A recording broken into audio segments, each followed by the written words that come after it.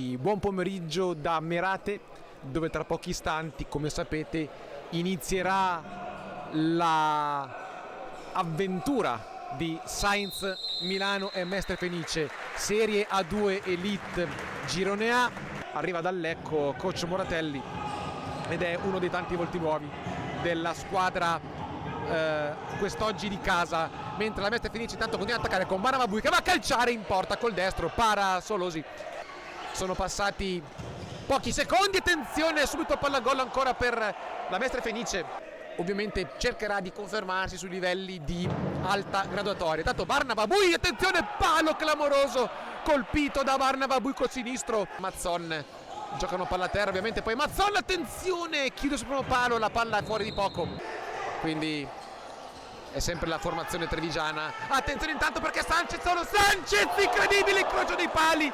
Palla gol monumentale per il Sainz Milano. Bailati, la palla per Bebetinho, spara alla porta, cerca un'idea, poi va ad appoggiarsi, attenzione su Ruzzene, gran numero, mamma mia, che parata qui di Solosi, gradevole.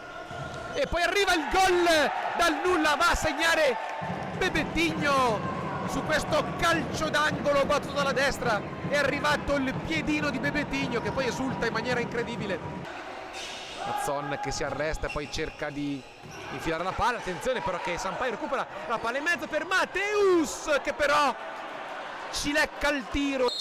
Arriva il fischio dell'arbitro, poi arriva subito il destro, violentissima, e prova a trovare spazio in fascia senza però riuscirci. Ancora Castillo, apertura per Uneu, che attenzione, e arriva il 2-0 di Mazzon dal nulla, sbuca il raddoppio della Mestre Fenice sul tiro dalla sinistra di Uneu, e poi è arrivato praticamente due passi Mazzon che era toccata dentro. Comunque la palla è uscita, per cui ora attenzione perché va via Bui, palla verso Uneu, attenzione, la palla è ancora viva, arriva Bui, Solosi mette una pezza e chiude lo specchio della porta, ma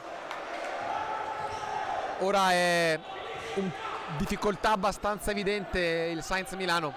Attenzione Mazzon, palla verso Uneu che ha spazio, Uneu prova lo scavetto, la palla fa la barba al palo ed esce. Mateus che prova lui, e la palla va fuori non di molto. Barnababui, attenzione, la palla che poi viene recuperata, è la fiondata di Riccardo Milani e la paratissima di Diodoardo.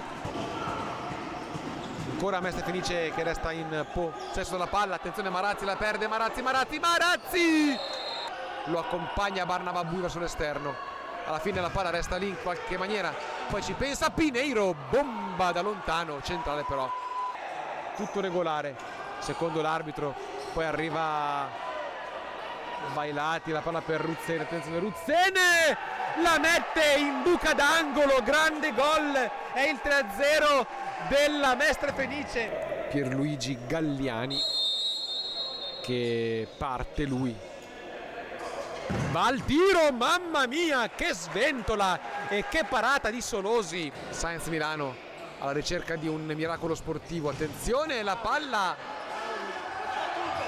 che viene salvata da Milani in calcio d'angolo, ma anche col portiere di movimento la squadra ha creato poco. Ora però c'è spazio, attenzione Milani da solo, è incredibile l'errore di Marazzi a porta completamente spalancata. Punteggio che sta vedendo avanti per 3-0 i ragazzi in maglia bianco-arancio, che stanno giocando una partita con poche sbavature. Tanto arriva la palla da lontano, arriva il gol di Sanchez che trova dalla distanza il destro che fa sbloccare il Sainz Milano.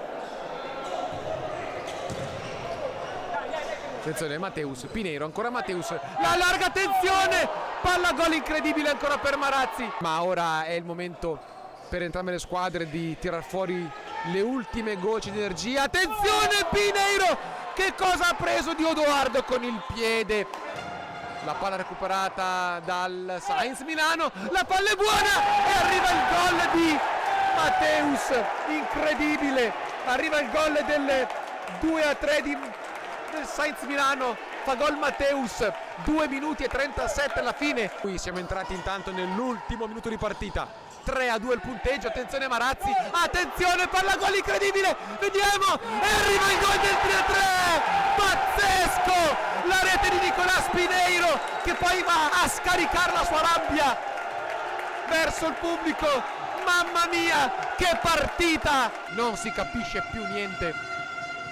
Ora attenzione perché prova da lontano Marazzi, poi arriva ora il fischio dell'arbitro, esulta come se avesse vinto il pubblico di casa e anche la squadra del Sainz Milano per un 3-3 miracoloso.